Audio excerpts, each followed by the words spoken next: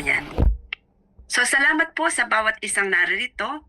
Pagpalain po kayo ng Panginoon at tunay nga po na ang Diyos ay napakabuti, no? Sa lahat ng pagkakataon. At naniniwala po ko ang pagpunta nyo at pagparito. Hallelujah, pagparito dahil tayo po'y naka-online, hindi po nasasayang sapagkat ang sino man pong nagbibigay ng halaga sa pakikipagtipon sa pangalan ng Panginoon, pagbibigay ng halaga sa kanyang salita, pananalangin, ito po ang ating spiritual strength. Kaya po kung we desire strength from the Lord, ito na po yun, may practical pong application, dalhin lang ang ating mga sarili. At nais ko pong ibahagi sa inyo ang salita ng Diyos na pinamagatang God's Deliverance, ang pagliligtas ng Panginoon. At bago po tayo magsimula sa aking lesson, let us bow our heads and pray once again. Heavenly Father, we thank you, Lord, from the bottom of our hearts. Salamat po minsan pa, Panginoon, sa iyong kapangyarihan, sa iyong kadakilaan. Kayo po, Panginoon, ang nag-udyok sa amin. You're the one, Father God, who prompted us in the Spirit to gather with our brethren, Lord, wherever we are, Lord, Singapore, Philippines, Panginoon, some of us from Abu Dhabi, or in Japan, or in Saudi Arabia, in Canada. Salamat po, Panginoon, wala pong distansya sa iyong presensya. Ang Espiritu ay hindi po nakalimit. Wala po siyang restriction sa space and time. Kung saan doon po ang mga pusong uhaw sa iyo, who are thirsty and are longing for your presence, Father God. Hindi mo po sila binibigo, Panginoon, because where 2 or 3 are gathered in your name, and we are more than 3, we are more than 10. Salamat po, Panginoon. It is you alone, Panginoon, ang kumikilos at wala nang iba, regardless of the situation, Lord. Itinatayo mo ang aming pananampalataya. We overcome our na mga pag-iisip, Panginoon, mga mindsets, Lord, mga preferences. Kapag ikaw na ang pinag-uusapan, itinatabi naming lahat ito, O God, at muyo ko kami sa iisang pangalan, and that is the name of your Son, Jesus. So, Father God, malaya po kayong kumilos sa aming kalagitnaan through the power and anointing of your Holy Spirit, Lord. And through the name of Jesus, and in the name of Jesus we pray. Amen and amen. Ayan po, no? So, God's deliverance at ang ating pong text verse ay sa Matthew 6:13 kung saan po part of the Lord's Prayer, no? Yung Lord's Prayer nang sabihin po ng mga disciples, Lord, teach us to pray. Turuan mo kaming manalangin, Panginoon, and part of it is found in Matthew 6:13.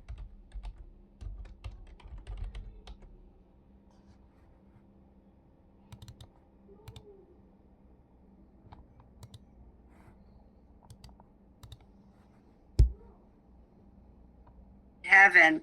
Give us this day our daily bread, and forgive us our trespasses as we forgive those who trespass against us.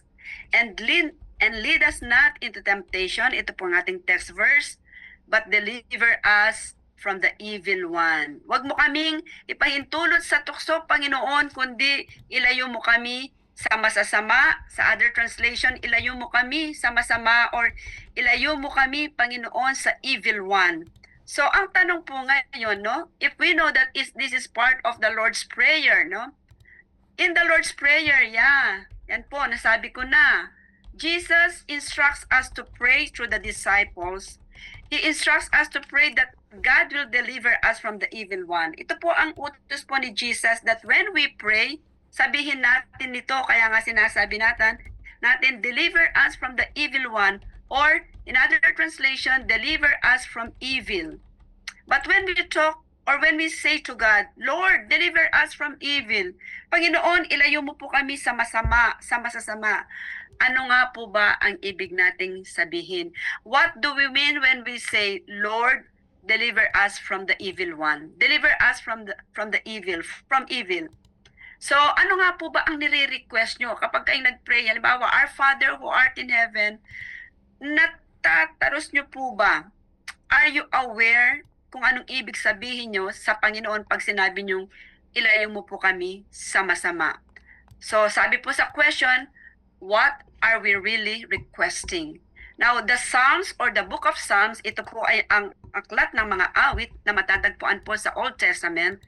It provide, or the Psalms or the Book of Psalms provides some categories, mga kategorya po or kinds or uri that can help us understand the kinds of deliverance that we can expect of God. When we pray, Lord, iligtas mo kami mula sa kasamaan. Panginoon, iligtas mo kami. Sagipin mo kami, Panginoon. Ilayo mo kami sa masama. Ano po ba ang maaari nating asahan sa Panginoon kapag ito po ang ating ipinalangin? So, we are going to use the Book of Psalms. Diyan lang po tayo sa Book of Psalms, which has 150 chapters. So, 50 punto ang nais ko pong i-share sa inyo para next time that you pray, Lord, lead us not into temptation, but deliver us from the evil one, alam nyo na po ang ibig sabihin. Alam nyo na po na meron kayong gustong tukuyin sa Panginoon kapag sinabi nyong, deliver us from evil. So, dito po, magsisimula na po ako. So, una pong deliverance, when we say deliver us from evil, ang ibig sabihin po natin na makikita po sa Book of Psalms, no? Different kinds of deliverance from the Book of Psalms. Number one is deliverance from persecution. Ano po ba yung persecution na tinatawag? Persecution, simple meaning is systematic, cruel or unfair mistreatment of an individual or group by another group. Sa Tagalog po, pag-uusig, pagpapahirap, paninikil. So kapag tayo po'y nanalangin sa Panginoon na, Lord, deliver us from evil one.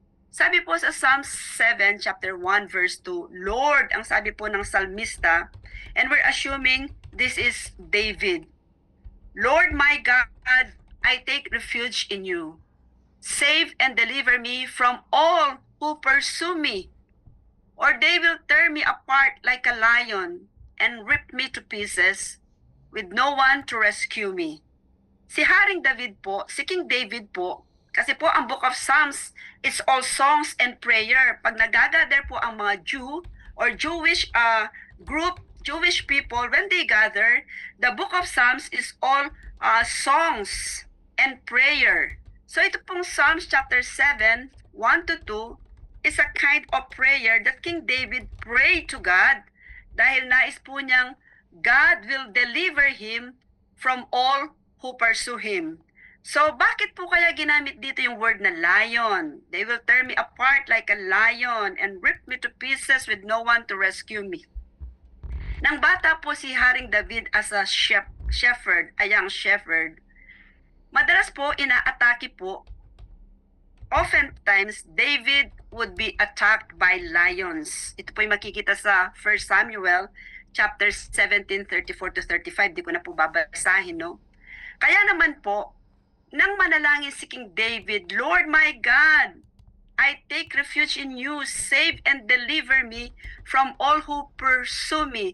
Sa iba pong translation, pursue is from all who persecute me, from all who treats me unfairly, or from all who mistreat me. Because ito pong Psalms na ito, binanggit mo po rito, si Cush. Sino si Cush? Isa po siyang Benjamite, one of the tribes of Israel. Sino itong si Cush of Benjamite?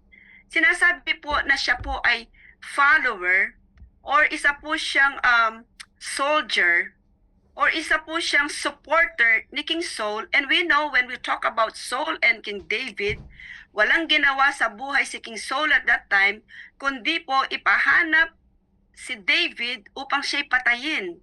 Kaya naman, nang ito po ay ipag-pray po ni King David, Lord my God, I take refuge in you, save and deliver me from all who pursue me. Dito po, ang mga tumutugis sa kanya, in the person of Cush, the Benjamite, and probably others soldiers po, no? They were there not only to see David, but to kill him. It is a systematic, cruel, or unfair mistreatment na tinatawag po nating persecution. Pag-uusig, pinapahirapan si King David paninikil. Kaya naman po, ginamit po ni David ang word na lion to describe how pag siya po ay nahuli ni Nakush and others, supporters po ni King Saul, like a lion, sabi niya ganon, ako ay kanilang talagang papatayin nila ako because in the book of Psalms, it is a conventional or it is a convention in the book of Psalms to liken the attack of the enemies to a lion, to an animal, especially lions that are ferocious. Kaya po pag sinabing lions in the Bible, in the book of Psalms, ito po ay tumutukoy sa mga taong tutugisin ka. Tinutugis po, being pursued, persecuting King David. That's why siya po ay nanalangin, save and deliver me from all who pursue me. Kaya po para lang siya nagpray na, do not lead me into temptation, but deliver me from the evil one. And in this instance, David is praying for deliverance from persecution. That is King David na po. Pero, ang tanong po ngayon, kung ito po ay nangyari kay David noon, sabi po sa Tagalog, O Yahweh, aking Diyos, sa iyo ako lumalapit, iligtas mo ako sa mga taong sa akin tumutugis, kundi sila'y parang leon na lalapas sa akin, kung walang magliligtas, ako nga ay papatayin. Ganyan po kahirap ang ginagawa ni King David, kung saan siya nagtatago dahil wala siyang kasalanan, but because of the people who were persecuting him and pursuing him are so ferocious, papatayin po siya, kaya ang awit niya ay, iligtas mo ako sa mga taong sa akin tumutugis. And that is in the Old Testament. What about the persecution of the Christians and disciples nung panahon na po ni Jesus? Paano sila na-persecute? Kasi may sinabi po si Jesus sa John chapter 15, 18 to 20, sabi ni Jesus sa mga disciples, if the world hates you, understand that it hated me first. And if they persecuted me, they will persecute you as well. So sa mga mananampalataya po pala, katulad ninyo, katulad ko, all Christians all over the world, hindi na po bago sa atin kung may mga taong suklam sila sa atin. Kung may mga taong nagpe-persecute sa atin dahil po sa ating pagtitiwala, dahil po sa ating paninindigan sa salita ng Panginoon, at dahil po sa ating pananampalataya kay Lord Jesus, na kahit anong gawin, you will remain steadfast in your conviction because you are a true disciple of the Lord Jesus Christ. Sabi po ni Jesus, kausap niyang mga disciples, kung ang mundo suklam sa akin, dapat niyong maunawaan, kung nasusuklam sila sa inyo, magagalit sila sa inyo, tandaan niyo ito, nauna na silang nasuklam sa akin. Galit sila sa akin, at kung ako ay pinersecute nila, sabi ni Jesus, mape-persecute din kayo. Alam niyo po, yan ang nangyari sa mga unang Kristiyano. Makikita niyo po dito sa picture. These are believers during the times of Romans or Greeks. Alam niyo po, habang nanonood ang mga walang paniniwala sa Diyos na mga maraming tao, yung mga napapanood niyo sa movie, totoo po yun. Sa gitna, ipaparada po yung mga pamilya, kahit may mga babies dyan, may mga teenagers dyan, for as long as they believe in God and they don't want to renounce their faith. Ayaw po nilang, yung bang sasabihin nilang, talikuran mo lang ang Diyos, hindi ka namin papatay, hindi ka namin papakain sa leon. When these Christians would say, no, whatever happens, we will continue to believe God. Ayan na pong magiging kapalaran nila. They will be persecuted, they will be killed, and the early Christians po, that's how they would die for their faith.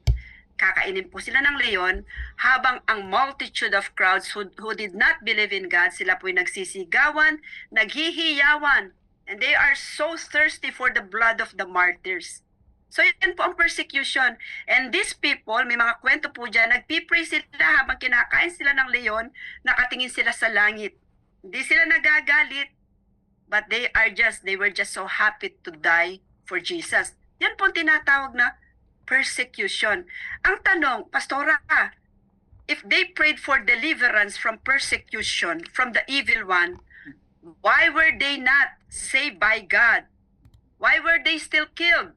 Alam niyo po kung minsan, madalas, ang pananalangin po na ilayo tayo, iligtas tayo ng Panginoon, sagipin tayo ng Panginoon mula sa kasamaan, hindi naman ibig sabihin, hindi ka na masasaktan o hindi ka na mamatay. The deeper help that God can give us at that moment, tandaan niyo po ito, no? It's not only the physical rescuing of our bodies, but it is of our soul that no matter what happens, hindi ka bibitawan ng Panginoon. Ang pananampalataya mo, isisecure ng Panginoon. In fact, marami pong nagsasabi, sa ganyang kaparaanan, instant po yung death, hindi po nila mararamdaman. It's because the Lord in His mercy po, yung inaasahang tulong kung minsan, the way human thinks, hindi po doon dumarating, but it is the faith that is being preserved. Why? Dahil sabi ni Jesus, if the world hates you, understand, it hated me first. And if they persecuted me, they will persecute you as well. Yan po ang persecution, no? Hindi po siya madali. What about the 12 disciples? How did the 12 apostles die? Ito pong pinapakita ko is based on the Bible or tradition. Here are the 12 disciples. Si Peter, nang siya po ay mamatay dahil sa kanyang pananampalataya, persecution, no? He was also persecuted. Siya po ay ipinakong patiwarik. Kung si Jesus po ay ganito ang pagkapako, si Peter po pabaligtad, ang mga paa niya na sa taas, ang mga kamay niya nasa ibaba. Si Andrew, crucified on an X-shaped cross. Si Andrew naman, pag ganyan ng cross, so ang katawan niya, nagkabali-bali rin for the sake of his faith. Si James naman po, napugutan ng ulo. Look, these are and these were believers of Jesus. Sabi niya, ako pinersecute ako, sabi ni Jesus, kayo rin, sabi niya. Si John, siya lang ang namatay ng hindi brutal, he died of old age. But Philip, he was crucified. Lalo na po si Bartolomeo, mahirap po ang sa kanya, he was skinned alive and beheaded. Balatan ka. Imagine, ang balat mo, tatalupan ka ng buhay, para kang pusa or para kang palaka na binabalatan, buhay ka, pagkatapos pinugutan po ng ulo. Matthew, beheaded, sinaksak pa. Si Thomas, pierced with a spear. Si James, clubbed to death. Si Simon, mahirap, nilagari po siya sa dalawa, ang katawan niya nahati sa tiyan, nilagari. Si Jude, siya po ay beheaded or clubbed to death. Si Judas, nag-suicide po siya, no? So you see, these are all forms of persecution. Now, sa current, Pastora, yung sinabi mo si David, Old Testament, mga disciples, sa Bible yun. Do you know that even now, there is a current day persecution in the world because of their faith. Sa Nigeria po, ito po yung nakuha ko na lang po, no? Meron pong Christian persecution in Nigeria. Hindi man po masyadong binibigyan ng panahon sa balita, but according to statistics, 1,200 churches, 1,200 iglesia, bawat taon ang sinusunog, ang sinisira at namamatay. So kahit po sa kapanahunan natin, tayo pakain-kain ng hamburger, no? Kung minsan, pag hindi tayo nakabili ng damit, sa loob ng 6 na buwan, feeling natin kawawang-kawawa tayo. Kung minsan kapag ang sweldo natin napakababa, feeling natin kawawang-kawawa na tayo. Pero did you know po, itong mga Kristiyanong ito, walang kasalanan, pero namamatay dahil sa kanilang pananampalataya. Kung ilibing sila, kung minsan hindi na inilalagay sa mga kabaong, binabalot na lang po ng kumot. Bakit? Kasalukuyan silang nag-church, umaawit sa Panginoon, may papasok, babarinin lahat, pati mga bata. What do you call it?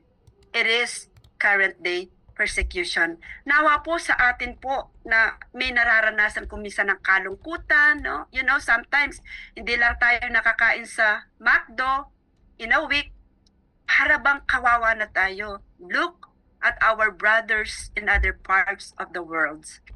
Anytime they would be killed, for their faith. Pero sa atin na malaya kung minsan, kung hindi ka pa piliting mag-church sa Sunday, kung hindi ka pa i-remind, kung hindi pa magkasakit, hindi maalalang sumamba sa Panginoon. Samantalang sila, day and night, they are persecuted for their faith, and yet they remain steadfast sa kanilang pananampalataya. Kaya po, mapapansin nyo sa pananalangin natin, we set a day for prayer. What is it? Global evangelism, kung saan idinadalangin po natin ang lahat ng bansa. Marahil kailangan po nating idagdag ito, pray for persecuted Christians around the world. You can see that sa Egypt, sa China, hallelujah, sa Eritrea, Ethiopia, hallelujah, sa Bhutan, sa Indonesia, sa Iran. Alam niyo po, grabe ang mga mananampalataya. Kawawa ang dinaranas nila, and yet, hindi po nila ginigive up ang pananampalataya.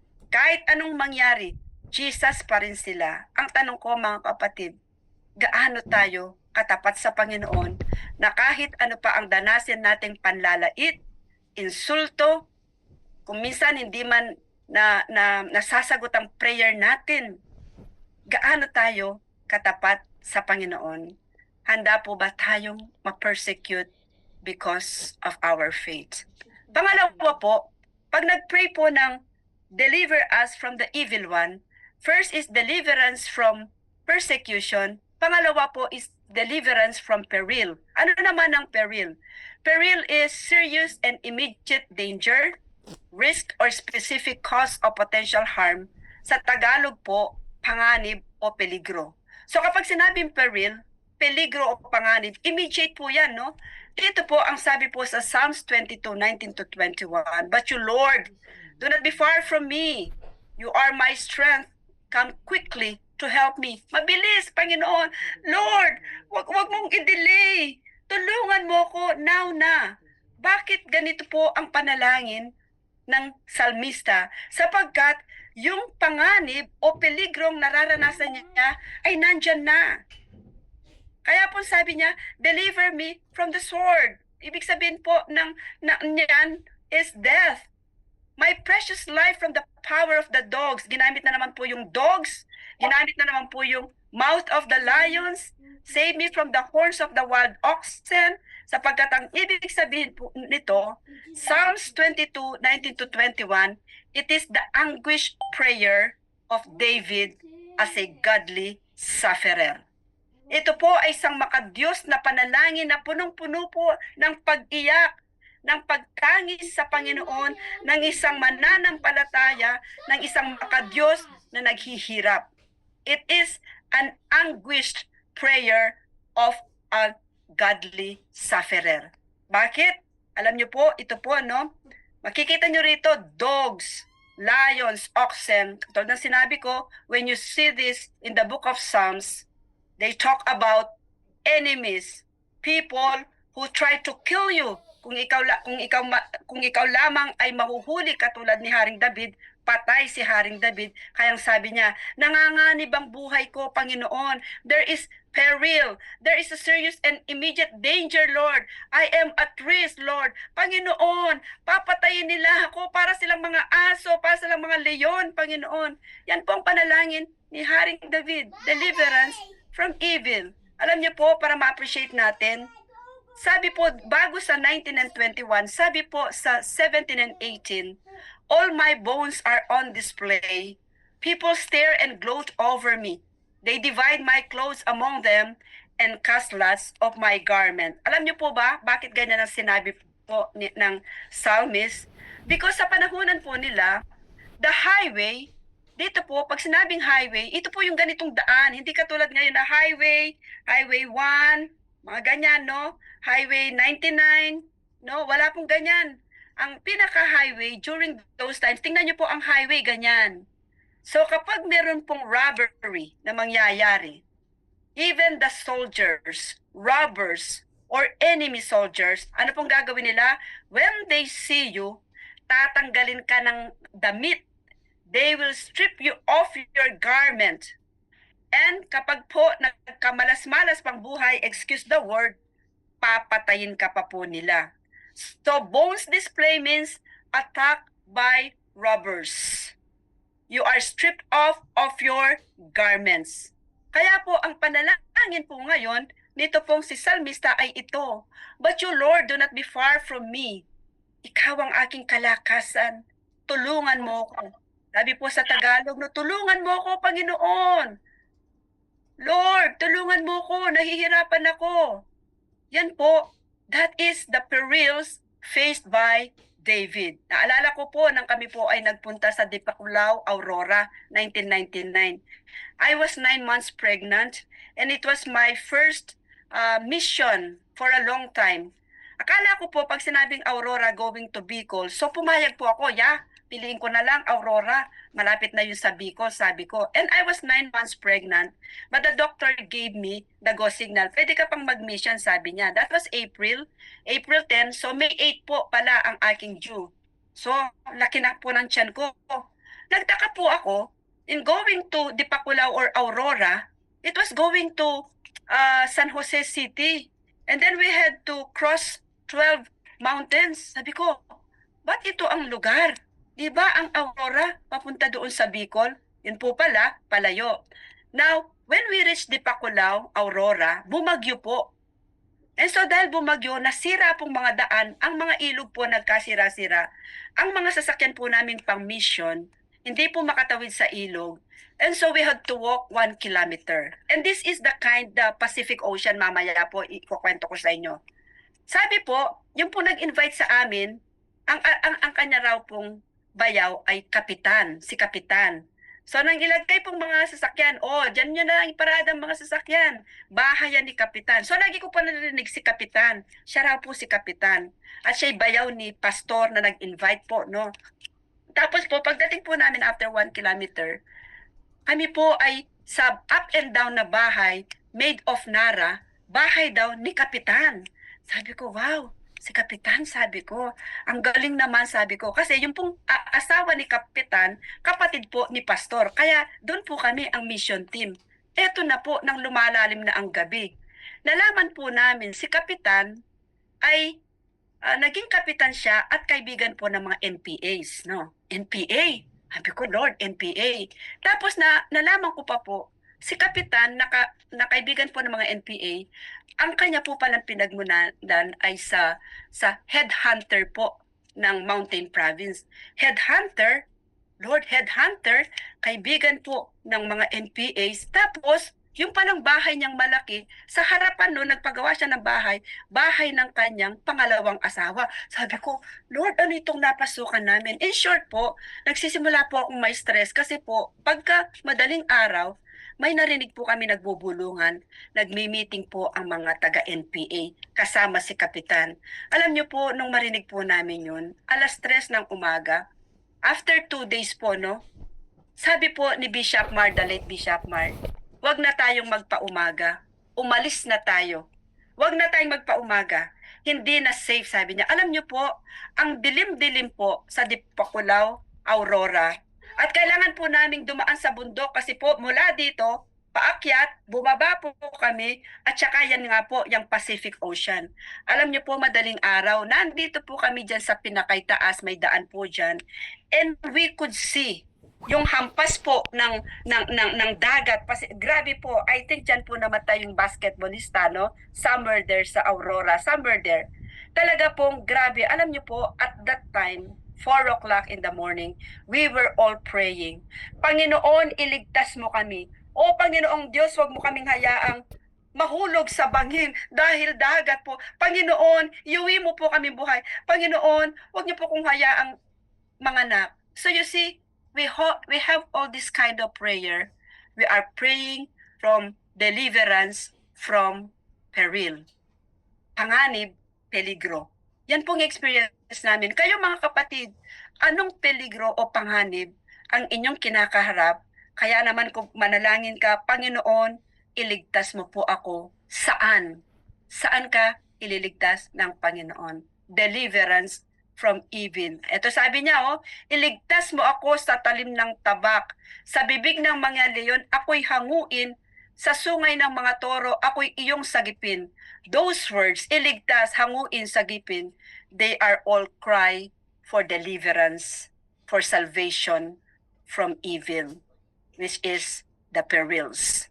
Pangatlo po, pag nanalangin pong, Lord, deliver us from evil, it means deliverance from personal adversaries. Alam niyo po kung ano ibig sabihin ng adversary? Ibig sabihin, enemy, rival, or opponent. Sa Tagalog, kalaban, kaaway, katunggali. Ito pong si Haring David. Sabi niya sa Psalms 31:15, my times are in your hands. Deliver me from the hands of my enemies, from those who pursue me. Bakit po? Marami pong adversaries or enemies si Haring David. This kind of prayer, Psalms 31:15, we call it a prayer for deliverance when conspiracy was so powerful and pervasive that all David's friends abandoned him. Alam niyo po, pag binasa niyo ang Psalms 31, try to read it. It is a prayer for deliverance from conspiracy. Nagkampi-kampi ang mga kaaway ni Haring David upang siya'y patayin. Adversary, kalaban, kaaway, katunggali. Wala siyang magagawa, hindi lang isa, kundi marami. Alam niyo po bang ang panalangin ito? Ito rin po ang panalangin ni Lord Jesus when He was on the cross. Kung babasahin niyo po ang Luke 23:46, nang siya po ay halos malagutan ng hininga, ang sabi po ni Jesus, into your hands I commit my spirit. Deliver me, Lord, my faithful God. Did you know this kind of prayer? This kind of prayer that Jesus prayed when Jesus shouted, Father, I entrust my spirit into your hands. Sa ibang salin po, into your hands I commit my spirit. Jesus was quoting Psalms 31 verse 5. Ito po ang kino-quote ni Jesus, ang lumalabas sa kanyang bibig. Mismong siya na anak ng Diyos, nang siya po ay naghihirap para sa iyo at para sa akin, to save us from eternal damnation, to save us from eternal separation from God, eternal suffering. Siya'y nagbata sa krus ng Kalbaryo at nang siya'y malalagutan ng hinangan, sabi niya, Father, Ama ko, I entrust my spirit into your hands. And with those words, he breathed his last. Yung kinote niyang, into your hands, I commend my spirit. I commit my spirit. Yan po ay sa Psalms 31 verse 5, sapagkat lahat ng taong kaibigan ni Jesus, iniwan siyang lahat. Nag-iisa siya. The same thing when King David, he prayed this kind of prayer. Nang sabi po niya, ikaw ang may hawak nitong aking buhay, iligtas mo ako sa taga-usig ko't mga kaaway. Ang ibig sabihin lang po, anumang sitwasyon ang dumarating sa buhay ni Haring David, alam niya, alam ito ng Diyos, ipagtatanggol siya ng Diyos, ang Diyos mismo, siya ang mag-iingat sa kanya. And so, with our Lord and Savior Jesus Christ, He committed His Spirit to God. Pang-apat po, pag sinabi pong, deliver us from evil, deliver us from the evil one, this is the fourth, the second to the last, deliverance from the power of fear. Bakit power of fear? Makapangyarihan ang takot sa buhay ng tao. Ang taong may takot, anong nangyayari sa kanya? Minsan hindi na naliligo. Totoo yun. Hindi kumakain, hindi natutulog, hindi makapagtrabaho, tulala ang isip, hindi makapagdesisyon, hanggang unti-unti na mahamatay siya kung hindi siya ililigtas mula sa kapangyarihan ng espiritu ng takot. Ano ba yung fear? It is terror, dread, panic, alarm, fright, anxiety. Kaya po tayo, sabi natin, sino rito ang merong depression, anxiety? Ipapanalangin namin kayo sa Panginoon. Because when we do that, ang Panginoon, there is power in the name of Jesus. May kapangyarihan sa pangalan ni Jesus. Kapag tayo po nanalangin sa kanyang pangalan, kung meron ka mang takot dyan, kung meron ka mang anxiety, kung merong terror, nagpapanik ka, may pangamba ka, nasisindak ka, kinakabahan ka, nagpapalpitate ka, there is power in the name of Jesus. Kaya sabi ni Jesus, itong ipanalangin nyo. This is how you pray. Do not lead us into temptation, but deliver us from evil. One of the form of evil na masasabi natin is the power of fear. At yan po ay naranasan po ni King David sa Psalms 34:4. Ang sabi niya, I sought the Lord and He answered me. He delivered me from all my fears. Ang aking dalangin dininig ng Diyos. Inalis niya sa akin ang lahat kong takot. Bakit? In this instance, there was a time sa sobrang pagtugis kay King David when enemies were circling David and he could not go anywhere where the enemies couldn't find him. So David, he went into the territory of the enemies. Doon siya napunta sa mga kaaway ng kanyang kaaway, ni King Saul. May mga kaaway si King Saul, pero you should not be going there. Pero sa katutugis kay King David, nang wala nang mapuntahan si King David, napunta siya sa ibang kaaway naman. At alam niyo po, anong ginawa ni King David? Siya po ay nag-pretend to be insane. Talagang ang laway po niya, he used his wisdom. Sabi niya, kung hindi ako magkukunwaring loko-loko dito, kung hindi ako magkukunwaring insane, papatay na ako ng mga kaaway. Kaya David pretended to be insane before Abimelech. And because of that, sabi ng hari, walang kwentang taong ito. Alisin niyo sa harapan ko. But did you know, deep inside the heart of King David is this kind of prayer. I sought the Lord and He answered me. He delivered me from all my fears. Takot na takot si King David. Yes, he is anointed. Yes, he would be the future king of Israel. Pero sa harapan ng mga kalaban, kahit sino, kahit ako siguro, matatakot ako. But the Lord knew it. And yet, when David said, I sought the Lord and He answered me, He delivered me from all my fears. Ang aking dalangin dininig ng Diyos. Inalis niya sa akin ang lahat kong takot. Mga kapatid ko sa Panginoon, sino sa inyo ang may takot, may pangamba, may sindak, may kaba? Sino sa inyo rito ang hindi makatulog? Sino rito yung masaya ka ngayon pagkatapos bigla ka na lang nawawala sa sarili? Sino sa inyo rito ang mayroong anxiety? Sino rito yung hindi ka mapakali sapagkat dahil sa takot na nararamdaman mo, kuminsan naiisip mo, wala ka ng pag-asa, tinatawanan ka, baka hanggang ganyan ka na lang. Look at King David. Left and right, nandyan ang enemies. But one thing he did, ang sabi niya, and it is written in Psalms 34 verse 4, I sought the Lord and He answered me.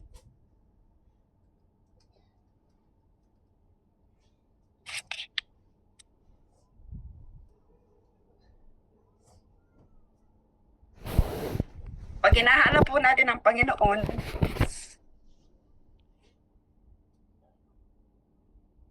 hindi po tayo mabibigo. Manahimik ka, seek the Lord. Siya po ay sasagot, tutugon.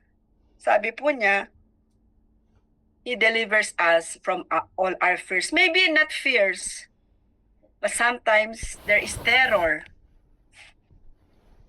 Merong nananakot. Merong ginagawang kaaway. Pero katulad ni Haring David, instead of letting power of fear rule his heart, instead na hayaan niya ang takot ay maghari sa kanyang puso, sinulat niya ang Psalms 34 verse 4 para sa atin kung sakaling meron ditong nangangamba, mayroong nervyos, merong depression, merong takot, katulad ni Haring David, hanapin po natin ang Panginoon at siyak na siya ay tutugon sapagkat mismo si Haring David nagpatotoo siya, I sought the Lord, meaning past tense, ginawa niya, and He answered me, meaning tumugon po ang Panginoon. Anong ginawa niya? Inalis kay Haring David ang lahat niyang takot. At panghuli po, deliverance from the power of evil. Kung merong power of fear, merong power of evil. What is evil? It is a profound immorality, malalim na immoralidad, wickedness, no, kasamaan, or the causing of severe harm and suffering. O kaya dahil sa gawa ng tao na talaga namang napakasama, no, nagkakaroon po ng kasamaan sa kapaligiran, kaya po evil simply means kasamaan.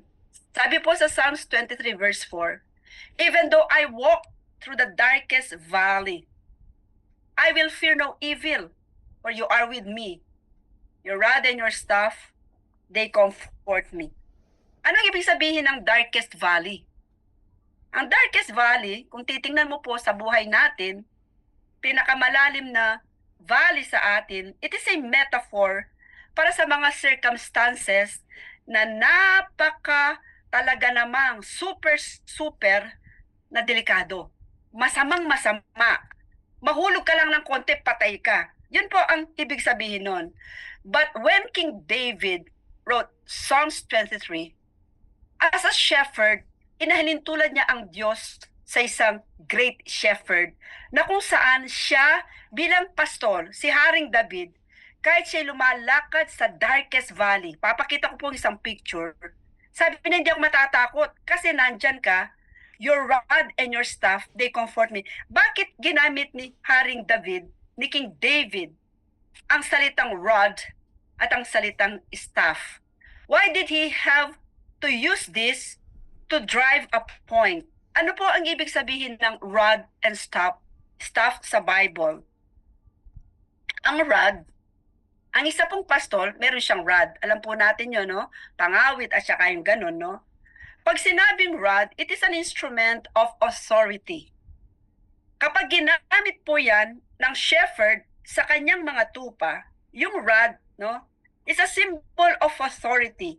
It is also used for counting. Ginagamit po yan ng shepherd para bilangin ang kanyang mga tupa. Ginagamit po ang rod para i-guide ang mga tupa. Ginagamit po ang rod to rescue yung mga nalalagay sa alanganing mga tupa, at ginagamit din po ang rod to protect the sheep. Paano naman yung staff, Pastora? Bakit staff? It is an instrument for support. It means it is used to comfort, it is used for reassurance. May panahon po sa buhay ni Haring David, alam niya, napakahirap po ang magpastor. Look at the picture. Ito po yung, though I walk in the valley of the shadows of death. Sa Israel daw po, kausap ko si Pat. Pag nagpunta ka raw sa lugar na yan, no, talaga raw po makikita mo po yung valley of death. Talaga daw pong itaas mo pa yan, kung pwedeng hanggang dito nga dyan mo ilagay, no, sa itaas pa ng bundok. Pag daw dumaan ka dyan, wala man daw sabat or guardrail. Ang pwede lang daw pong lumakad dyan ay isa o dalawang tao na talagang kailangan pag naglakad kayo, isang maling misstep mo lang, mahuhulog ka, mamamatay ka. Kaya daw po, si King David, when he described Valley of Death, yan po ang sinasabi.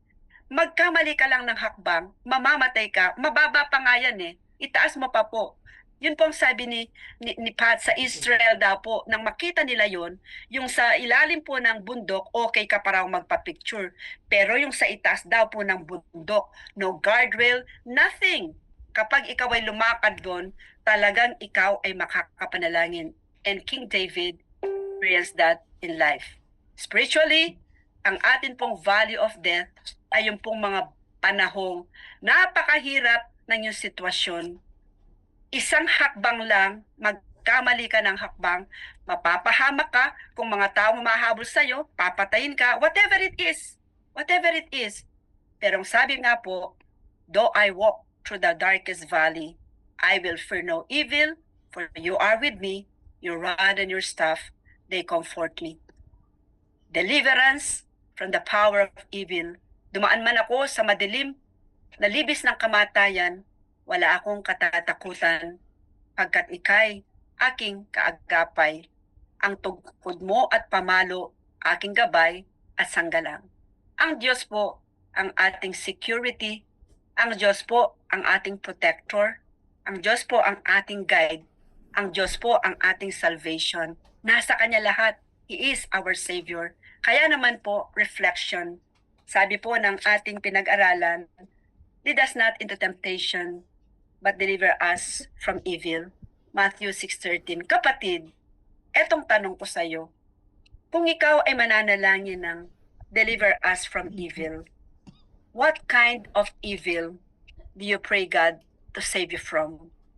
Is it persecution? Meron bang nag-uusig sa iyo, kapatid? Meron bang tumatawa sa iyong pananampalataya? Meron bang halos ikahiya ka dahil sa iyong pananampalataya? Halos iwanan ka dahil sa iyong pananampalataya? Meron bang panganib sa buhay mo, kapatid? Death? Floods? Arson? Car accident? Nasa madilim ka lugar, di mo alam kung sino ang nasa peril ka ba? O may mga kaaway ka ba na nais kang ilugmok, nais kang ibagsak? O kaya naman, may takot ka pala na walang nakakaalam, pero halos ikaw ay igupo ng takot. Orang kasamaan ay nasa paligid mo. Ano man yan, kapatid, when you pray in the name of Jesus, I believe Jesus commanded us to pray, lead us not into temptation, but deliver us from evil. Dahil the moment we pray in His name, whatever form of evil ang nais umatake sa iyo at sa akin, He will deliver us. Tayo pong lahat ay yumuko at manalangin. Ama naming Diyos na nasa langit, salamat po, O Diyos, sa iyong kabutihan sa aming mga buhay. Salamat, Panginoon, sa pamamagitan ng Book of Psalms. Now we know that when we pray, it's not just a prayer, a recited prayer. Hindi lamang po siya isang isinaulong panalangin, kundi ito ay isang pattern so that when we pray, we really pray from the heart.